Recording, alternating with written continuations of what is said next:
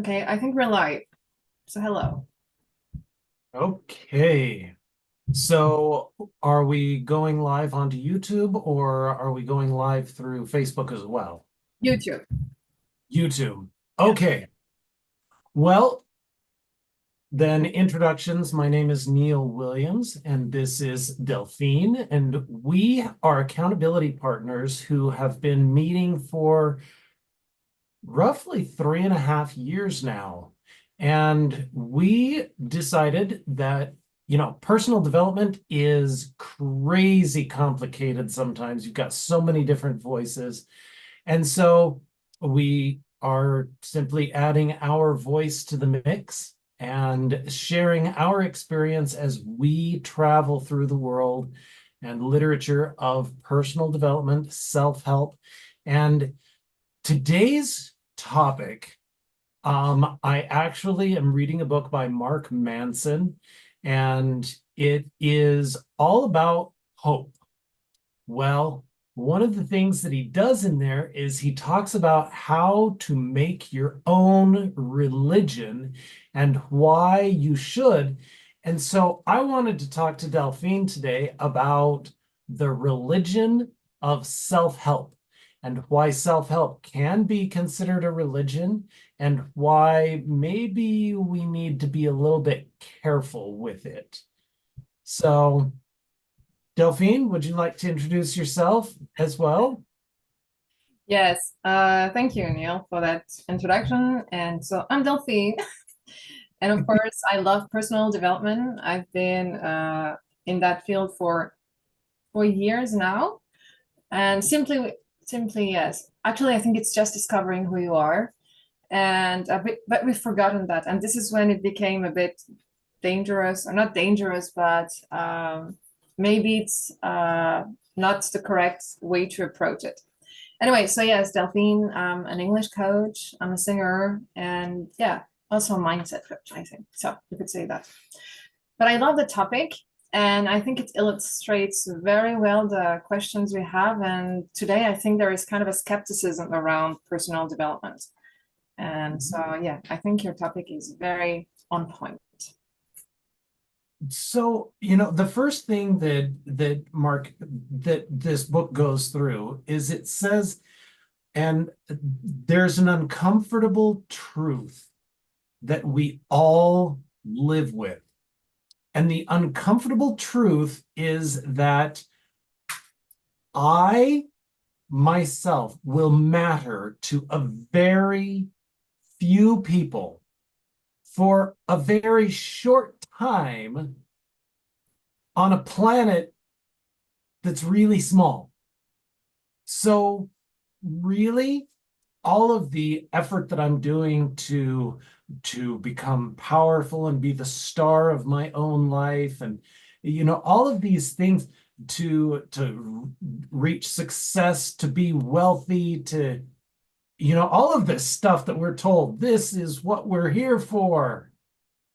Um, it really doesn't matter. In the end, nothing matters. I think there must be a song, but And in the end, it doesn't really, I came so far and worked so hard, and in the end, it really doesn't matter. but in the end, what really matters, it's all about love, but not in the romantic perspective. I think it's more about love is doing something with your heart, connecting to an energy. Love is the energy of creation. And I think that's what really personal development is. So it's not about the job, it's not about the money, it's not about, I don't know, being famous all around the world. It's just being happy with who you are and doing things joyfully. Joy. Mhm. What do you think about that? So you're absolutely right. And, or in my opinion, you're absolutely right.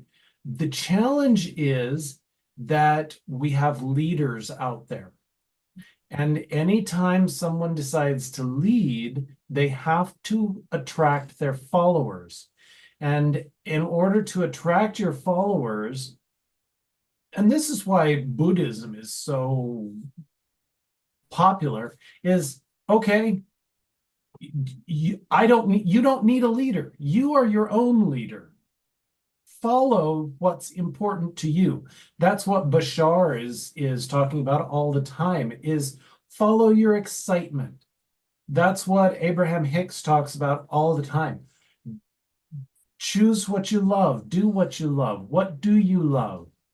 But what happens is that so often we as human beings are afraid of that uncomfortable truth.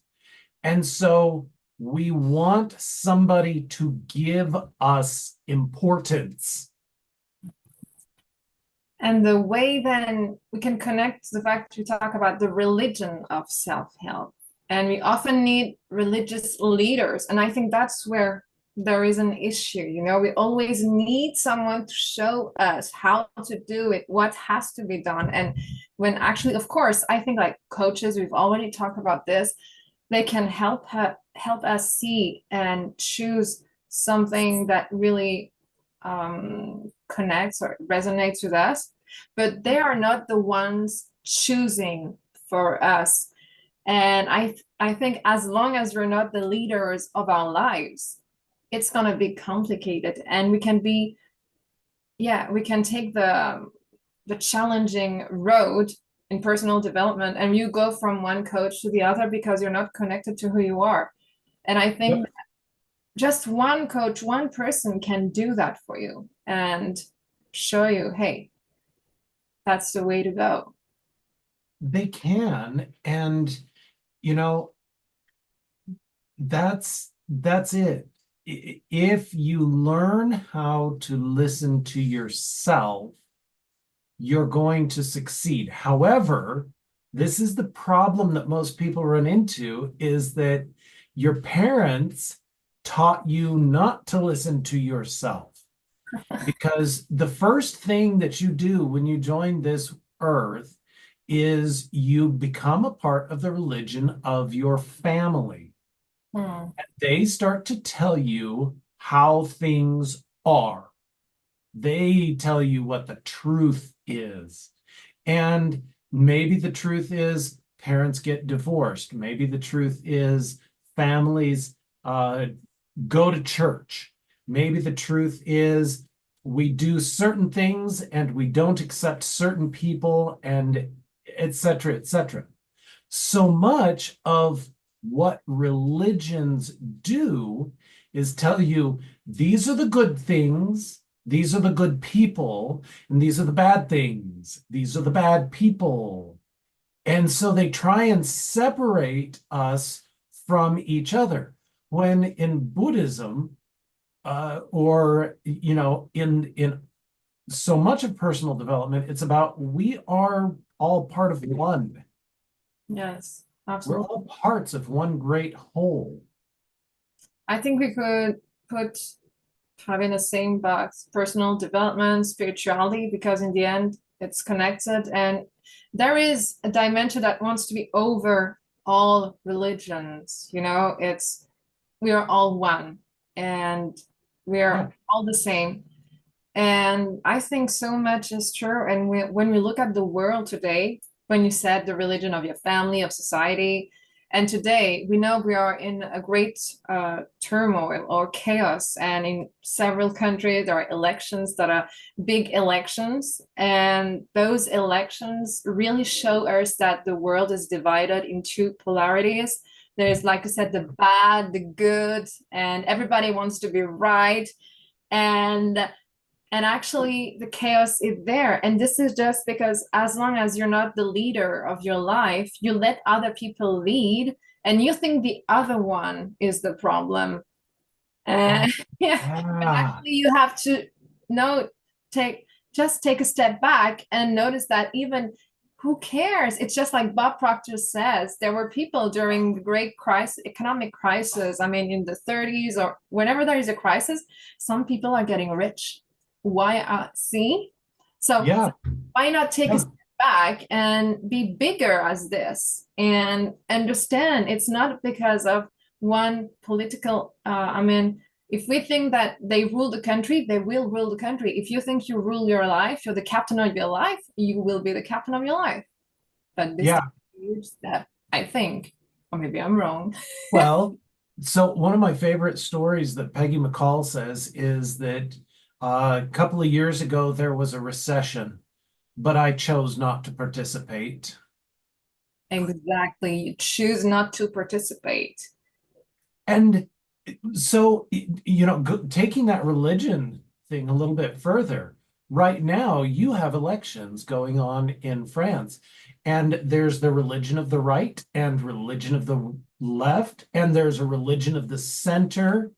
Um, we're going to do the United States is going to do the same thing this November. You've got the religion of Donald Trump and the religion of Joe Biden. And I'm sorry, but nobody's going to win.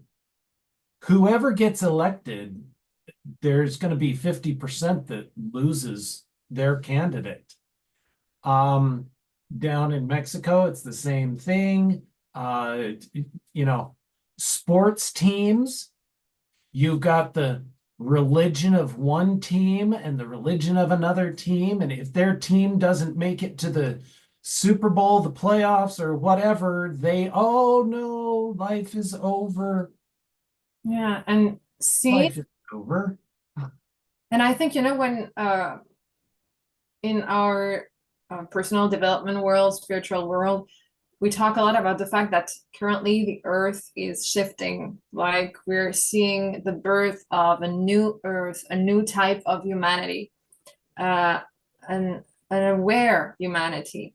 And I guess Mhm. that those chaotic moments are really part of the shift and are here to wake up people, to show them whatever religion you choose, actually, what is going to happen is if you let other people lead, it's what they want that is going to manifest. As long as you don't take your own power and your life into your own hands, the same is going to happen, and you're going to be a victim, or you're going to be, it's that victim mentality. Oh, they have won, I didn't want them to win, so now what am I going to do? I'm going to suffer, I'm going to be a victim. No. Yeah, that's it right there. If you're a victim, then it's somebody else's fault and you don't have to take responsibility. Mm. And so, the first principle that he goes into when setting up your own religion is find those who are hopeless, those who are victims, and give them hope. Tell them it's not your fault. It's somebody else's fault. Blame somebody else. And it's like, oh my goodness.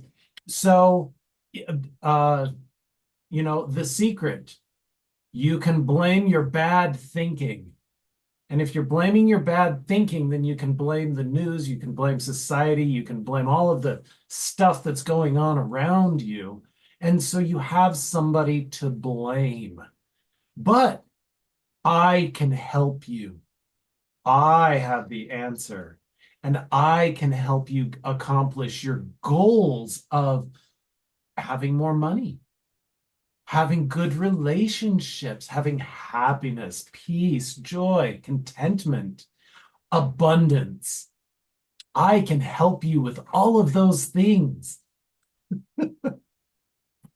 When in the end, but I do really think that someone who's been on that way and has understood that you can connect to that higher power you have inside, they can Mhm. kind of show you, but they will just show you what they did, but then you will have to find the key.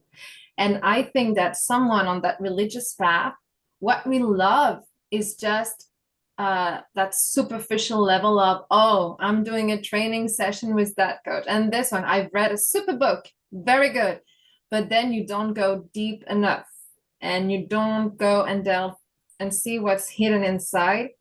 And Yep. you have to look at what's really, and actually, I was having a talk with a friend a few days ago. It's looking at what hurts the most, the wounds, because in the end, when you're really connected or aligned, you have that peacefulness, you have that joy that comes easily. But what prevents that state is often the heavy, heavy, how would you say, the rocks of pain or things that you have inside hidden. Yeah. Well, so there's the story of the Golden Buddha. The Golden Buddha was covered in mud so that the invading army wouldn't steal it and melt it down, and then it stayed hidden. And to me, that is so accurate of we hide ourselves from ourselves. And then at some point we start to take off that clay, that mud, and we begin to see the richness that is ourselves. And we can blame our parents, we can blame the government, we can blame anybody, but we couldn't have done that,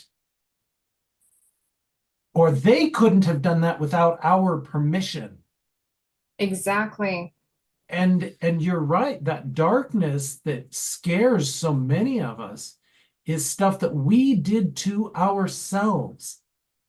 And this is why, because in France currently, and I've been very far from social media for it's been like a month now, because I saw all that rage coming up that people are fearful and are afraid of what is happening in the political sphere right now, because of the unknown. What if that religion comes into power? It's going to be the end of the world. And see, and actually, that you have to go into darkness to become aware, actually, and see, oh, even if there's darkness, well, we have the power, and we're not going to let this or that happen if we know ourselves.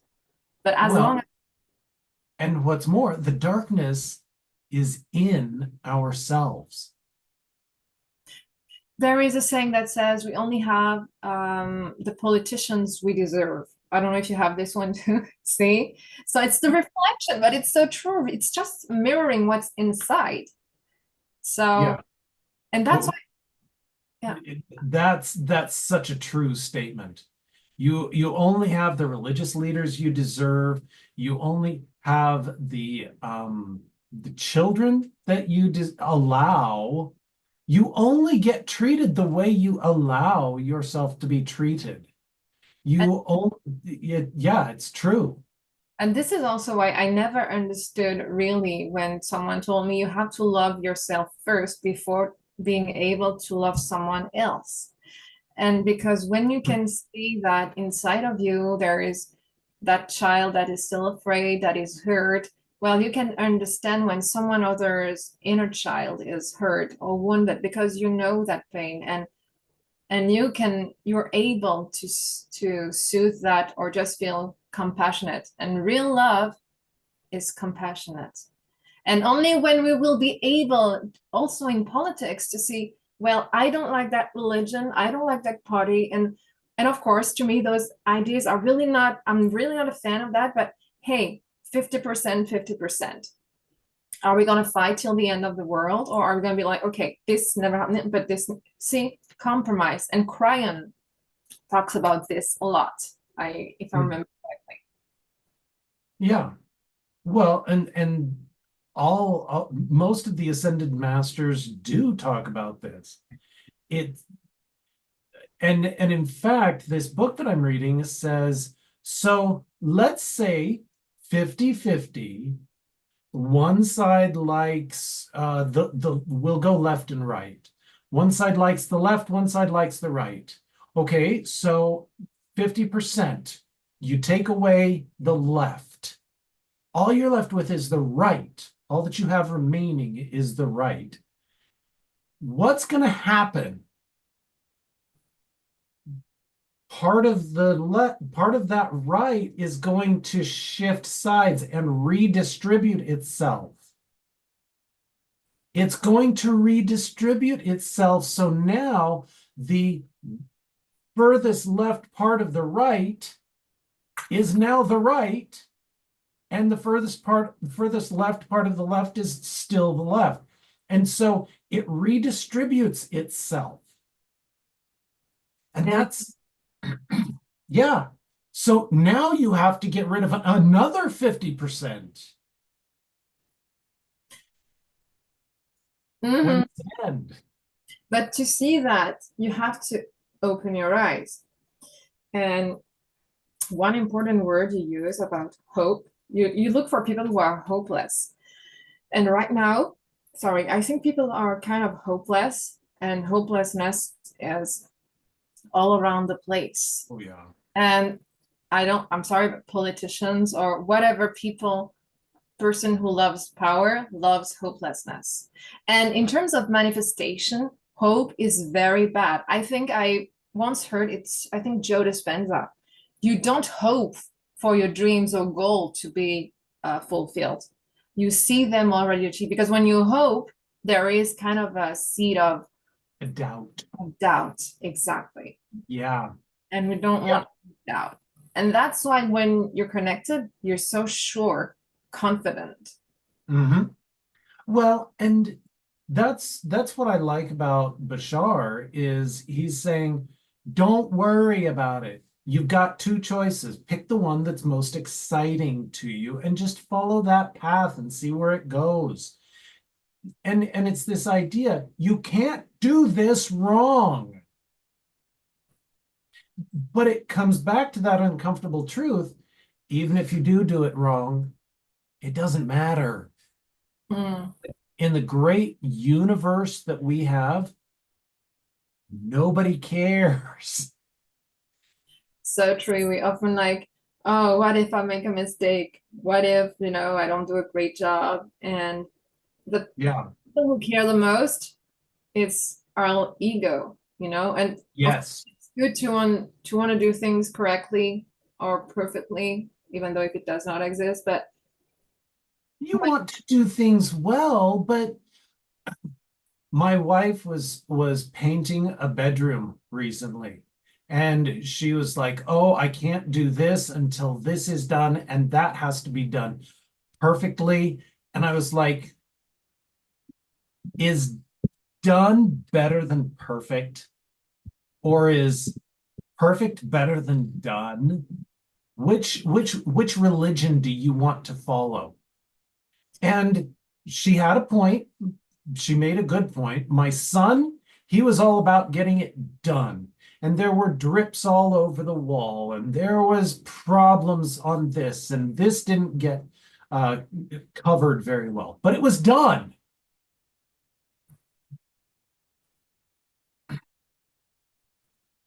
I think we have to figure out how much perfection do we need and how much doneness do we need?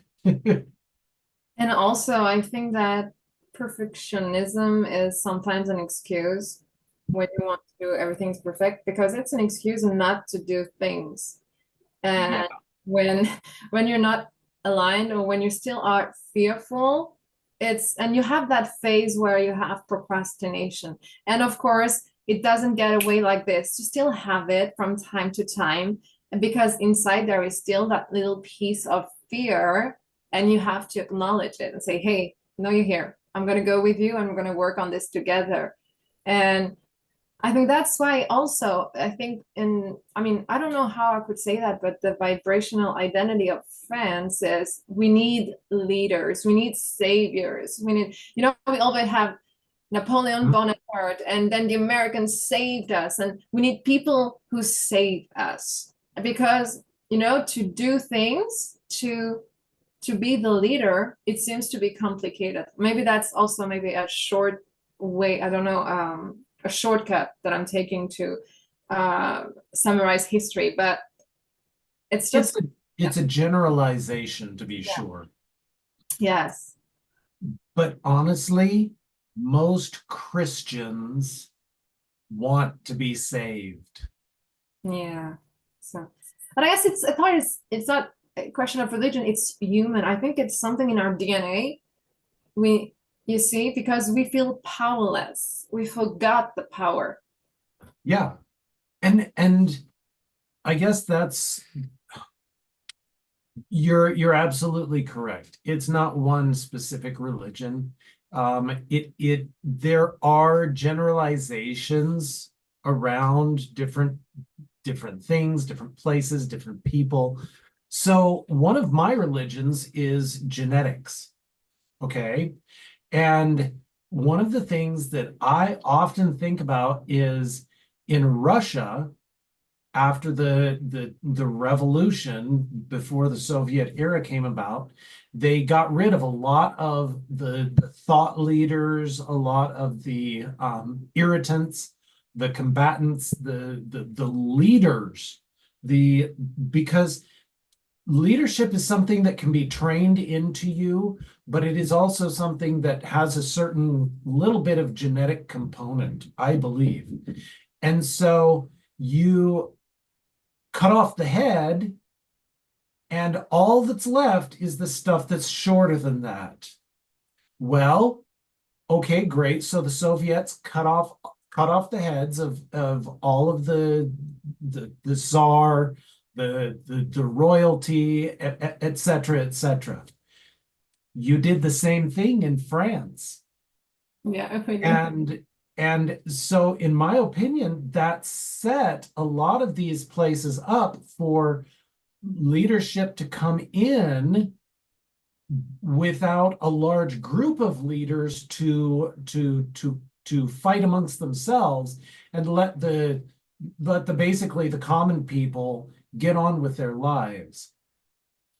So Russia did it, France did it, and in my opinion, a lot of thought leaders, entrepreneurs, adventurers left Europe and came to the United States. And a lot of them stayed on the East Coast, and then those with an even more adventurous spirit kept going further west. And so you've got this very interesting genetic component, I believe, that you had the chance for leaders to step out and distinguish themselves further and further. But think Maybe, about who it. knows? I think you're right when you say it's genetic, but I would go further. It's not, about epigenetics, Yes, it's not yes. in our genes, it's the environment. And Well, it's the environment affecting our genes. exactly. And when actually we want to blame the leaders, the bad leaders generally, but you have to acknowledge the fact that those leaders, they are in power because they're connected to their powers. They are doing the things. And so I guess when you have families of leaders, well, they will make leaders. The children will be impacted by the mindset, by the environment. Then from a Yeah. young age, those children will have a model of someone owning his or her power. I think that's why you're saying that. I think that's what you Yes. really, yeah. So, Yeah. and so as bad as we want to blame our politicians, we want to blame the leaders in NCR, or even in just in our companies, when our job is not satisfying, well, they have the power because they are taking responsibility. Yeah. And so you want things to change? Well, take responsibility, own your own life.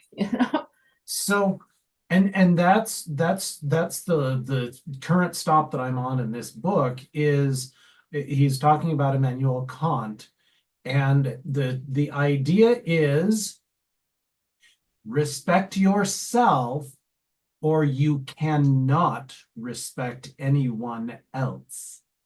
Love yourself or you cannot love anyone else. Essentially meaning you can only give as much respect as you've given to yourself. You can only give as much love as you have given to yourself. You can only love your neighbor as much as you love yourself. Hmm.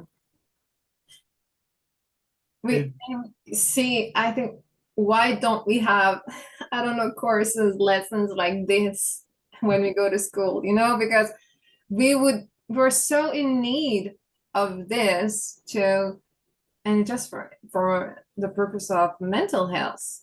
I think we've never had that many depressed people and even children, I think, and with everything that has happened, or that happened, yeah, since 2020, there was a shift, and Mhm.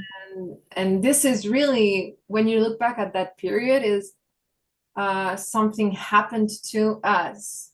When actually that's when we started working together. That's when we thought, wow, The we millionaires are made during the hardest times.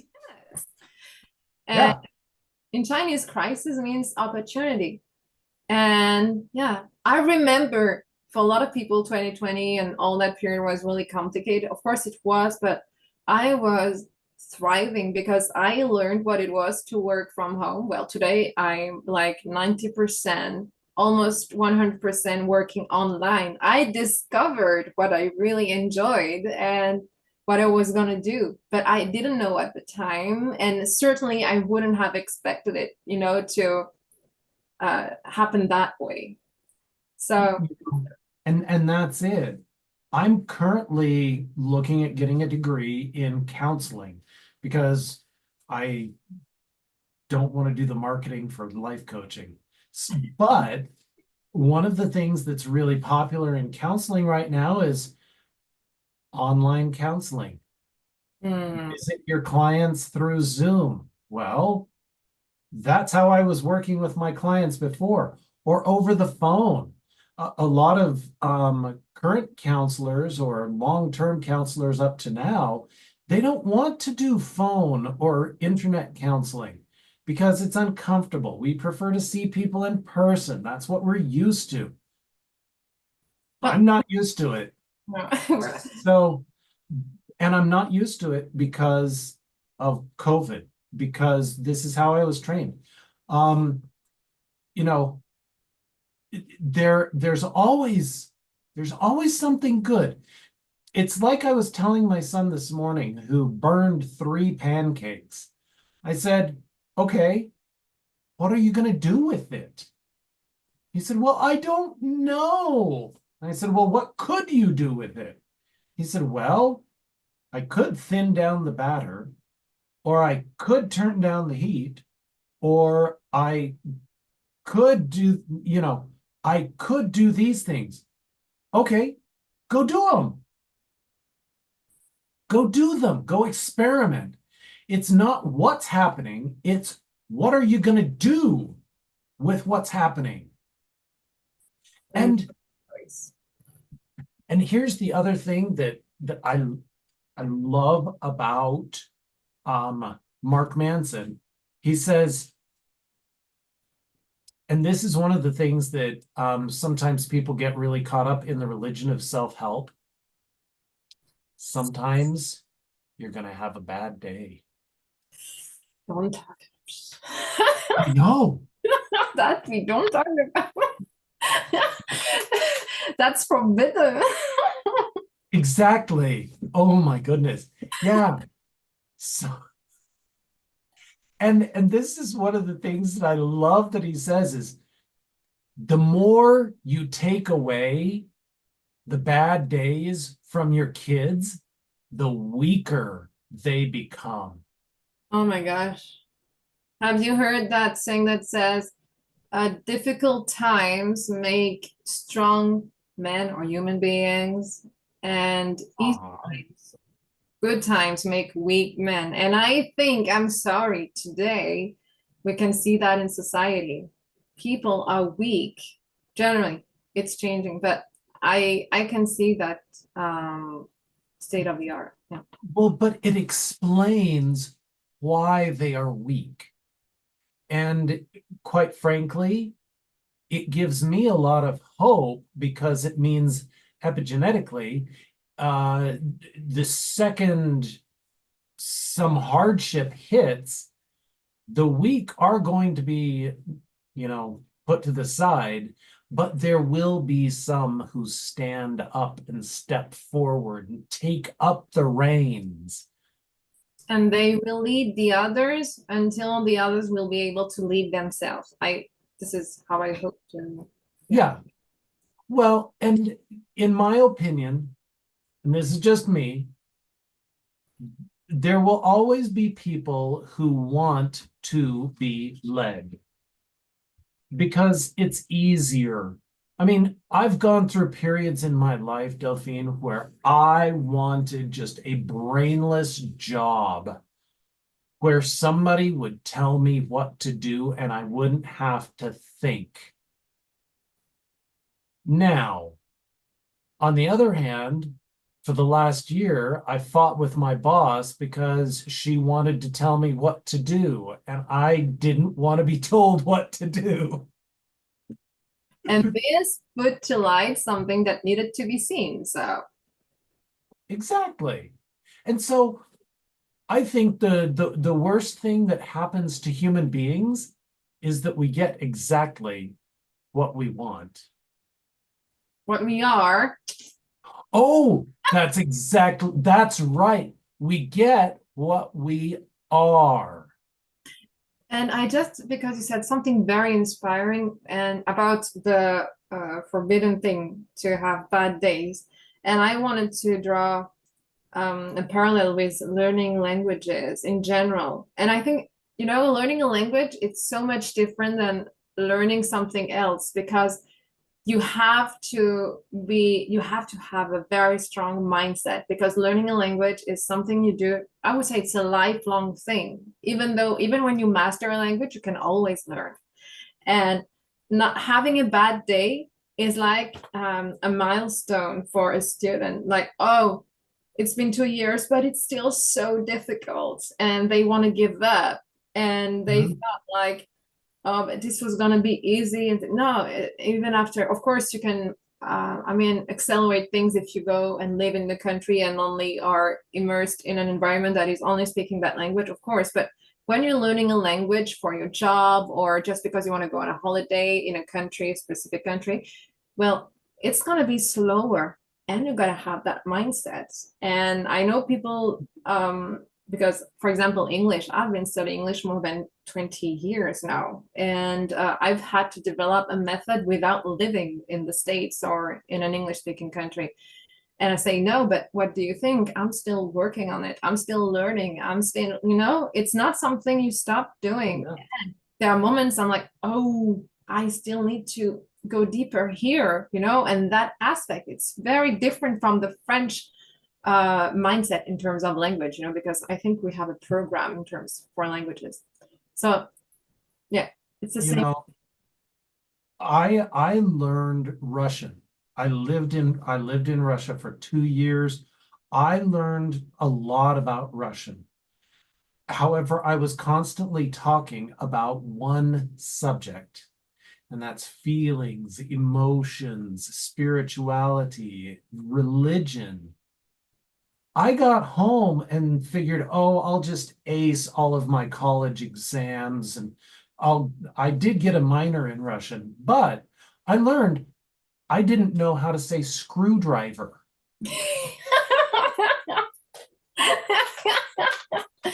I know. And it's, yeah. I couldn't talk about the engine in a car. I couldn't talk about so many things. I had no concept of fishing. I had no idea how to you know, change a diaper in Russian. Nothing, because that wasn't the specialized area that I was learning. And so you're right. Because you didn't need it. Exactly. And this is it. When you need something, you will learn. And this is why I'm always like, when you want to be effective, you have to find a connection to the heart that will motivate you. Because in the end, it's this, it's this that's gonna make you love and master the field you want to master, is the motivation and why you're learning it. And the why, it's burning desire, like Napoleon Hill said. Yes. Burning Mm. desire will help you, how would you say, learn. And I mean, in the distance, something with the distance, there's an expression. Tenir la distance in French, it's called. So it helps you to endure to the end. Exactly. Thank you. See, I'm Yeah. seeing. See, that's why I struggle so hard with Spanish is if it weren't for Duolingo, and I really love the fact that Duolingo makes it so easy for me to keep coming back. Even last night, I forgot the whole day, but it's got a streak freeze. And so you failed, you utterly miserable, terrible human being, but we give you hope. We give you hope in the form of a streak freeze so that, but they're relying on, come on, don't break this. You've got 711 days. You can do this. Keep going. There have been so many things where I've gone, I've been doing this for 30 days. I've made a habit. And then on day 35, I get sick or the kids get sick. Something happens. And day 36 comes and I say, well, I might as well give up hope. Mm. I might as well give up. I lost my 31 or 35 days. And so Duolingo allows you to forgive yourself. That's a good thing. And this is actually so much about mindset is relevant to learning languages because see, just yes, it's learning how to be tenacious and strong. Yeah. But it's a belief in yourself. Yes. Do you believe that you can do it? If you don't believe you can do it, if you don't have some kind of hope that you can actually, if I didn't have hope that I could actually communicate with people down in Mexico when I go to visit, I would not keep trying. But the simple fact is, I know I can do it. I know I can actually learn the language well enough that I can communicate to people. And I have a fear of being down there and not being able to talk to anybody like I did in Chile. Get down there, be completely lost, not know the language, and be at the mercy of people who may or may not speak my language. So I've got fear, I've got hope, they play into it. But this makes me willing to put forth the effort to keep trying. And you see, that's why I don't think it's obviously it may not be good, but I think our school system or in the world, it's about fear. They motivate with fear. If you don't get a good grade, this is gonna happen to you. You have to study, or there will be consequences. And actually, the subconscious mind is gonna react to that. And this is why, French learners were kind of traumatized because we have to learn the irregular verbs for English, for German, and even you as an English speaker, of course. But as it was something that was repeated over and over again, and we had pressure. Well, most of my students, they all know perfectly well their irregular verbs, but they cannot speak, and they're, of course, it's not because, your verbs that you can speak or things like this, but so it's just, but they stuck with them, because they had to master them and repetition. And that's, I guess that's one of the things that I learned is, and it was reiterated 3 or 4 weeks ago when I was down in Mexico. Learn vocabulary. Don't worry about declension. Don't worry about tense. Don't worry about all of the functions of grammar. Learn vocabulary and brutally slaughter the language until you figure out how the grammar works. Yeah, absolutely. And I am a big fan of that, though I know that most of my clients, they want their grammar because why? Because they are reassured then. They feel reassured when we do grammar. And because they want perfection. Yes, exactly. So we do that, and at the same time we have fun because we like to make it fun. And then I do a lot of talking, a lot of conversation, and we make mistakes and we feel good about making mistakes. And then it's natural. Then, and I loved it so much. I just ended a training, a 1 month training, and I saw my student self-correcting. She was correcting herself, and I said, "See, that's your subconscious mind taking over and saying, okay, I make mistakes, but I correct myself." And this is exactly what's going to happen. See, and so I was so glad when this happened. So, And in this in the book that I was talking about, the thing that you get to is the religion tries to take over, and it tells you what you're supposed to do, and it tells you to deny that inner voice, that subconscious, which is correcting you. And then you've got control of people, and so you can do anything you want. You can have 100 wives, you can have $1 million, you can have whatever you want, as long as people believe that they can't ever get it right without you. And it was the same for me when I was learning Russian. I would say stuff that I didn't actually know I knew. But wouldn't it be wonderful if we lived life that way? I don't know why I'm turning left or turning right, but I trust myself. I trust the best part of myself well, to make the right decision or the you know, correct decision. actually, that's funny. Something that happened this afternoon. So we went to Germany, and we always go to that same restaurant we love. And I usually we take that road, but this time, oh, we didn't turn at the right crossroad, and said, okay, let's go with the flow. Let's take the other way. And you know what? We just came across our restaurant and even faster than the other road. Huh? So we didn't follow what was written, and just like you said, just follow what's inside. And this is we are Mhm. programmed to follow what we know. And this is the books. Yeah. And that's it right there. That's what personal development is all about, is teaching you to start paying attention to those programs. And then to deconstruct them, become aware of them, and then get your power. Your program is already inside of you, because there is only one program working for you. It's your own program, but you have to discover how it works.